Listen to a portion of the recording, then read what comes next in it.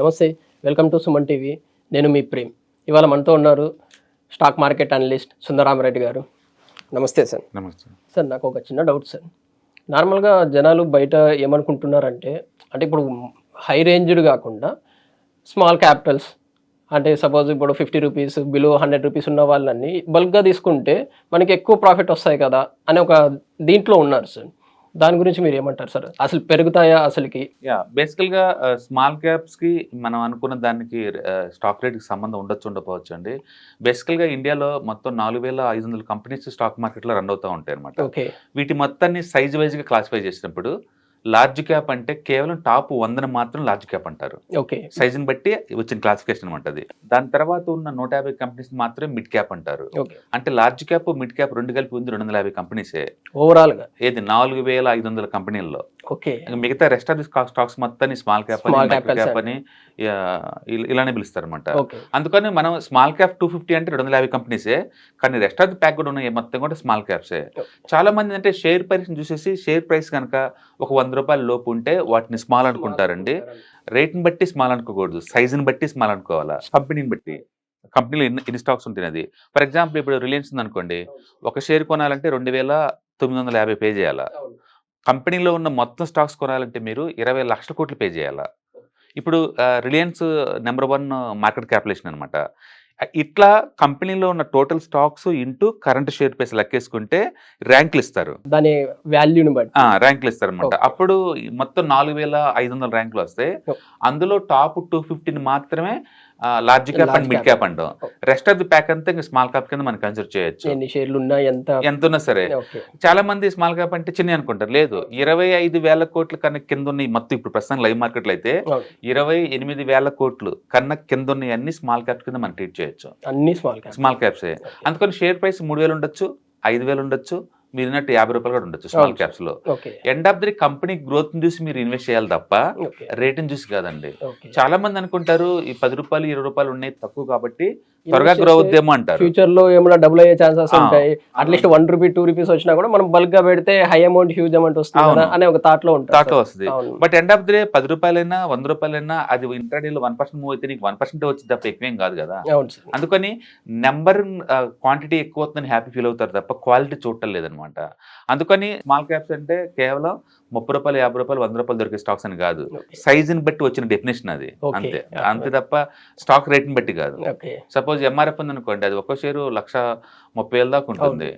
But అది large cap కాదు, mid cap కాదు, మామూలు స్మాల్ క్యాప్ లో కేటగిరీ అంతే. ఆల్మోస్ట్ 35,000 కోట్లు ఉంది అది. అంటే స్మాల్ క్యాప్ కానీ మిడ్ క్యాప్ లో ఉంది అది. సో అందుకని మనీ అంటే 50 రూపాయలు 100 రూపాయలు అని కాదు, సైజ్ వైజ్గా తీసుకుంటే టాప్ 250 కాకుండా ఇండియాలో ఉన్న 95% కంపెనీస్ అన్ని కూడా అంటే స్మాల్ క్యాప్ కింద మనం ట్రీట్ చేయొచ్చు. ఇప్పుడు ఇన్ కేసు ఇప్పుడు స్మాల్ క్యాపిటల్స్ లో ఇన్వెస్ట్ చేస్తే ఫ్యూచర్ లో ఏమైనా మిడ్ క్యాప్ లైక్ అట్లా వెళ్ళే ఛాన్సెస్ ఉంటాయా సార్? అసలు చాలా మంది ఈ స్మాల్ క్యాప్ లో పెట్టడానికి ముఖ్య ఉద్దేశం ఏంటంటే కంపెనీ సైజ్ చిన్నది కాబట్టి గ్రోత్ ప్రాబిలిటీ చాలా ఎక్కువ ఉంటుంది అనే ఒక థాట్ లో పెడతా ఉంటారు. బట్ గుర్తుపెట్టుకోండి, దానికి ఉన్న ఛాలెంజెస్ దానికి ఉంటాయి, పెద్ద ఆడుకున్న ఛాలెంజెస్ పెద్ద ఆడుకుంటాయి. చిన్నట్లో గ్రోత్ ఎందుకు ఎక్కువ ఉంటుందంటే ఒక చిన్న హోటల్ దాన్ని ఎక్స్పాండ్ చేయడం చాలా ఈజీ, ఎందుకంటే ఒకటే సెంటర్ కాబట్టి 2 సెంటర్లు పెట్టడం ఈజీ. పెద్ద హోటల్స్ కి 2 సెంటర్లు పెట్టడం చాలా కష్టం అనమాట.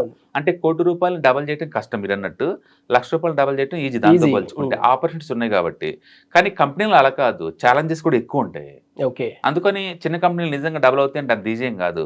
హిస్టారికల్ డేటా కనుక చెక్ చేసుకుంటే స్మాల్ క్యాప్ 250లో 10% నుంచి మ్యాక్సిమం 15% బుల్ మార్కెట్లో ఉంటే మామూలు టైంలో 10% లేదా బుల్ మార్కెట్లో 15% మాత్రమే మిడ్ క్యాప్ కానీ లార్జ్ క్యాప్ కానీ వెళ్తాయి. సైజ్ పెరిగిందంటే ఇంకా కంపెనీ గ్రో అవుతుంది అనమాట. అంతే. ఆ 10% కోసం పబ్లిక్ అంతా వాటిని చేంజ్ చేస్తా ఉన్నారు. అంటే 80% సినారియోలో అందులో 30% జీరో కల్ ట్రావెల్ చేస్తే 80% ఇంకా అక్కడ పడి ఉంటాయి. గ్రోత్ ఉండదు వాటికి. ఎందుకంటే ఇప్పుడు ఐటీ ఉందనుకోండి, స్మాల్ క్యాప్ ఐటీ కంపెనీస్ 250 ఉన్నాయి. పెద్ద సైజు ఉన్న ఐటీఏ స్ట్రగుల్ అవుతున్నాయి. అప్పుడు అలాంటప్పుడు చిన్న ఛాన్స్ ఎక్కడ వస్తుంది, ఈజీ కాదు. అందుకని అది ఉన్న డొమైన్ లో అది నెంబర్ 1 అయితే కనుక స్కోప్ ఉంటుందండి, అన్నిటికి ఉండదు. అందుకని మీరు ఏదన్నా ఒక స్టాక్ తీసుకుంటే షేర్ రేట్ని బట్టి కాకుండా వాళ్ళు ఉన్న డొమైన్ లో వాళ్ళు నెంబర్ 1 నెంబర్ 2 లో కనుక ఉన్నారనుకోండి, ఓకే. వాళ్ళు ఆ ఏరియాలో ఎక్స్పర్టైజ్ కాబట్టి తీసుకోవచ్చు అనమాట. సపోజ్ ఇప్పుడు మూవీస్ ఉందనుకోండి, పీవీఆర్ అది స్మాల్ క్యాప్ కంపెనీ, అవును సార్, అది ఆ ఏరియాలో మూవీ స్క్రీనింగ్ లో డిస్ట్రిబ్యూషన్ లో అది నెంబర్ 1 దాంట్లో కూర్చోవచ్చు. అలాగే షుగర్ కంపెనీస్ లో బలరాం చీని అది నెంబర్ 1, అది చిన్న కంపెనీ, దాంట్లో కూర్చోవచ్చు. అట్లా మీరు ఆ ఏరియాలో అది నెంబర్ 1 అయితే గనక మంచి కంపెనీ అయితే తీసుకోవచ్చు, ఒకసారి ట్రై చేయొచ్చు, తప్పేం లేదు. బేసికల్ గా మీరు అంటే స్టాక్ మార్కెట్ స్పెషలైజ్ నాలెడ్జ్ కంపల్సరీగా ఉండాలండి. స్టాక్ జోలు పోతున్నారంటే నాలెడ్జ్ లేదు అనుకుంటే లేదు, మీకు ఏ టైప్ స్టాక్స్ కావాలో ఆ టైపు ఉన్న ఇండెక్స్ ఫండ్స్ మ్యూచువల్ ఫండ్స్ ఉన్నాయి కదా, వాటిని బట్టి వేసుకుంటే వాళ్ళే చూసుకుంటారు. వాళ్ళేంటి ఎవ్రీ 6 months రీబ్యాలెన్స్ చేస్తారు. అందుకని జీరో కాకముందే మీకు సేఫ్టీగా లాంచ్ చేస్తారు వాళ్ళు. అందుకని సైకలాజికల్ స్ట్రెస్ అవ్వకుండా నాలెడ్జ్ పెంచుకొని మీరు స్టాక్స్ డీల్ చేయండి. లేదా నాలెడ్జ్ లేదనుకున్నప్పుడు కనుక మ్యూచువల్ ఫండ్స్ వాటిని డీల్ చేయడం వల్ల ఏంటంటే వాళ్ళ జీరో కానివ్వరు, ఎవ్రీ 6 months ఒకసారి పర్ఫార్మెన్స్ మెజర్ చేస్తూ ఉంటారు కాబట్టి వాళ్ళ పాయింట్ ఆఫ్ లో హైలీ ప్రొఫెషనల్ లెవెల్ కాబట్టి బాగుంటుంది అనమాట. అందుకని చాలా మంది ఏంటంటే 5-10 తీసుకుంటారు. అంటే బుల్ మార్కెట్ లో అన్ని పెరుగుతూ ఉంటాయి. ఒక్కసారి మార్కెట్ స్టార్ట్ అయింది అనుకోండి, పెరిగిన దానికన్నా స్పీడ్ గా పట్టడం స్టార్ట్ అవుతుంది అనమాట, అందరూ స్టక్ అవుతారు. అన్ఫార్చునేట్లీ రిటైలర్స్ ఏంటంటే వాళ్ళ దగ్గర తక్కువ డబ్బు ఉంటుంది కాబట్టి త్వరగా గ్రో అవుతుందని చెప్పి చిన్నట్లు పెట్టడానికి ట్రై చేస్తారు. కానీ ఒకసారి స్టక్ అయ్యారనుకోండి, దాన్ని కొనేవాళ్ళు ఉండరు అండ్ రోజు కింద పోతూ ఉంటాయి. మొత్తానికి మనం హిస్టారికల్ డేటా కనుక చెక్ చేసుకుంటే స్మాల్ క్యాప్లో కేవలం 10% స్టాక్స్ మాత్రమే మిడ్ క్యాప్ లేదా లార్జ్ క్యాప్ అవుతాయి. మిగతా రెస్ట్ ఆఫ్ ది స్టాక్స్ మొత్తం కూడా అంటే 85% వరకు కూడా స్మాల్ క్యాప్ గా ఉండిపోద్ది, పర్మనెంట్ గా అంతే ఉండిపోద్ది. స్మాల్ క్యాప్ మ్యూచువల్ ఫండ్ లో పెట్టుకున్నారనుకోండి, మనతో పోల్చుకున్న బెటర్ నాలెడ్జ్ కాబట్టి వాళ్ళు హ్యాండిల్ చేస్తారు. ఓకే, అందుకని ఇన్నోసెన్స్ ఇక్కడ ప్లేస్ లేదు. మీరు ఎంతకంత ప్రొఫెషనల్ అవ్వాలి, నాలెడ్జ్ అని పెంచుకోవాలి, లేదా మ్యూచువల్ ఫండ్ లో కూర్చోండి. మ్యూచువల్ ఫండ్ అందరూ ఒకటే, నువ్వు నేను ఎవరు పెట్టినా కూడా ఒకటే, ఎందుకంటే ఫండమెంటల్ కేర్ తీసుకుంటారు కాబట్టి. ఏదో తెలిసి తెలియకుండా స్మాల్ క్యాప్ లో అయితే ఇన్వెస్ట్ చేయాలి. మీరు ఎక్కువ మంది చూడండి, ఐడియా ఉంటుంది, ఎస్ బ్యాంక్ ఉంటుంది, అండ్ సుజులా ఉంటుంది, అండ్ చిన్న చిన్న కంపెనీస్ ఉంటాయి. పోనీ ఈ కంపెనీలో ఉంటారంటే ఈ పెద్దగా అవుతున్న 100 రూపాయలు దాటిందనుకో మళ్ళీ ఆపేస్తారు, మళ్ళీ ఆపేసి మళ్ళీ కొత్త తీసుకుంటారు. సక్సెస్ ఉండేది కేవలం 10% అండి స్మాల్ క్యాపిటల్స్. ఆ 10% కూడా మీరు వదలకూడదు ఒకవేళ మంచి గ్రోత్ ఉంటే కనుక. మొత్తానికి ఏదైనా కావచ్చు, కంపెనీ గ్రోత్ కనుక మోర్ దెన్ 10% ఉండి, ప్రాఫిట్ గ్రోత్ కనుక 10% దాటి, అండ్ కంపెనీ ప్రమోటర్ కనుక వాటా ఎక్కువ ఉండి, అండ్ బాగా బుక్ వాల్యూ కనుక పెరుగుతా పోతుంది అంటే అవి మంచి హెల్దీగా ఉన్నట్లు లెక్క, అండ్ లాంగ్ టర్మ్ లో పర్ఫార్మెన్స్ ఉంటున్నట్లు లెక్క. ఎప్పుడైనా సేల్స్ ఆగిపోయినా అంటే ప్రాఫిట్ డౌన్ అవుతున్నా అది ఎలర్ట్ అనమాట. బెటర్ ఏంటంటే ఇంకో దాన్ని చూసుకోవడం బెటర్ అనమాట. అంతే తప్ప అది తక్కువ రేటుకి దొరుకుతుంది ఒక రీజన్ అయితే మాత్రం ఖచ్చితంగా మనం తీసుకోకూడదు. ఎందుకంటే 80% ప్రాబిలిటీ మీరు అక్కడే ఉంటారు, ఎలాంటి డబ్బులు రావు స్మాల్ క్యాప్స్ లో. ఎందుకంటే ఓన్లీ 10% ప్రాబిలిటీ ఉంది లార్జ్ అండ్ మిడ్ అయ్యేది. మీరు కనుక హిస్టారికల్ డేటా తీసుకుంటే ఇయర్లీ 2-3 తప్ప అసలు అవ్వవు. ఇయర్లీ 2-3 తప్ప 10% కూడా ఇయర్లీ ఎందుకంటే మార్కెట్ లో bull market bear market rotate అవుతా ఉంటాయి కదా, ఈ పడ్డప్పుడు ఎక్కువ పడతాయి, పెరిగినప్పుడు ఎక్కువ పెరుగుతాయి, పడ్డప్పుడు కూడా అదే స్పీడ్ తో పడతాయి. అంటే 2008 లో మార్కెట్ పడ్డప్పుడు అయితే కంపెనీస్ కొన్ని అడ్రస్ లేవు, అడ్రస్ లో ఐవీఆర్సీఎల్ ఒకటి, గాయత్రి ప్రాజెక్ట్స్ ఒకటి, ఇలాంటి కొన్ని వందల్లో, జేపీ అసోసియేట్స్ ఒకటి. ఎందుకంటే బిజినెస్ వెరీ ఛాలెంజింగ్ ఎన్విరాన్మెంట్ లో రన్ అవుతా ఉంటుంది. అలాంటి టైంలో బిజినెస్ ఏదన్నా ఛాలెంజ్ చేసేలాగా వేరే కంపెనీలు వచ్చినా వీళ్ళు సస్టైన్ కలపైనా అది ఈజీగా జీరో కల్ ట్రావెల్ చేస్తాయి.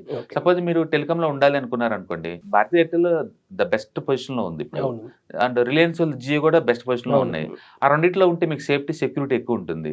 ఐడియాలో ఉన్నారనుకోండి, దానికి మోర్ దెన్ 2 lakh అప్పు ఉంది దానికి, అట్లా అప్పులు తెచ్చుకుంటూ ముందుకు పోవడం చాలా కష్టం. ఏదైనా స్పెక్యులేటివ్ బెట్స్ లాగా పెట్టచ్చేమో కానీ నేను 5 ఏళ్ళు 10 ఏళ్ళు దాంట్లో పడి ఉంటా అంటే మాత్రం అది వర్కౌట్ అవ్వదు, ఏం గ్రోత్ ఏముండదు. ఎందుకంటే మామూలుగా జనాలు ఎలా ఆలోచిస్తారంటే, ఇప్పుడు ఇవన్నీ ఆల్రెడీ పెద్దవి అయిపోయినాయి. ఇప్పుడు సపోజ్ ఎయిర్టెల్, జియో అనుకోండి, ఆల్రెడీ పెద్ద కంపెనీలు, ఇంకా అవేం పెరిగేదానికి ఛాన్సెస్ ఉండదు. లైక్ ఇప్పుడు ఐడియా కానీ వోడాఫోన్ తీసుకున్నామండి, ఇప్పుడు గ్రోత్ అవుతుంది, ఫ్యూచర్ లో ఇంత వెళ్తుందేమో అనే ఒక దీంతో స్మాల్ క్యాపిటల్. అందుకే నేను ఏంటంటే దాని sales growth and profit growth మీరు ట్రాక్ చేస్తే కంపెనీకి అప్ ఎంత ఉంది, సేల్స్ గ్రోత్ ఎంత ఉంది, అండ్ ప్రాఫిట్ ఎంత వస్తుంది ట్రాక్ చేశారనుకోండి, మీరు కొంచెం సైంటిఫిక్ వేలో ఆలోచిస్తున్నారు కాబట్టి దాని రీజనల్ ఉంది దానికి. అలా కాకుండా స్టాక్ ప్రైస్ ఒకటే మూవ్ అవుద్ది అని థింక్ చేశారనుకోండి, స్టాక్ ప్రైస్ ఎందుకు మూవ్ అవుద్ది అంటే ఇన్స్టిట్యూషన్ కొంటే మూవ్ అవుద్ది, నువ్వు నేను కొంటే మూవ్ అవ్వదు. వాళ్ళకి మనకు నాలెడ్జ్ ఎక్కువ కదా, అందుకని వాళ్ళు ఈజీగా పెడితే కొనరు, అందుకని ప్రాఫిబిలిటీ ఉన్నట్టునే కొంటారు. అందుకని బెస్ట్ ఏంటంటే సేఫ్టీ సెక్యూర్గా ఉండటం కోసం ఆల్రెడీ ప్రాఫిట్ మేకింగ్ కంపెనీస్ లో ఉండటం బెటర్ అనమాట. Oh. అంటే చిన్న చిన్నట్లో ఉంటే కష్టం. అందుకని నువ్వు భారతీ ఎయిర్టెల్ వర్సెస్ ఐడియాని ఇచ్చావనుకోండి, నేను బ్లైండ్ గా భారతీ ఎయిర్టెల్ రికమెండ్ చేస్తాను. అది ఆల్ టైమ్ హైలో ఉందా లోలో ఉంది కాదు, profit making company and international presence ఉంది, అప్పులు చాలా తక్కువ ఉంది అండ్ నెట్వర్క్ చాలా ఎక్కువ ఉంది. నేను దాన్ని రికమెండ్ చేస్తాను.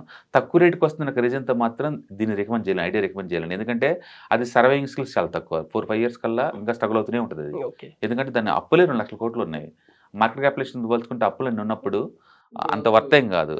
కాకపోతే స్టాక్ మార్కెట్ ఏంటంటే కొంతమంది టర్న్ అరౌండ్ స్టోరీస్ని బెట్టకేస్తూ ఉంటారు. టర్న్ అరౌండ్ అంటే ప్రస్తుతం లాసుల్లో ఉంటుంది అంటే ఫ్యూచర్లో ఏదో ఒక రోజు లాసుల్లో నుంచి ప్రాఫిట్లోకి వస్తారని చెప్పేసి బెట్టకత్తా ఉంటారు అనమాట.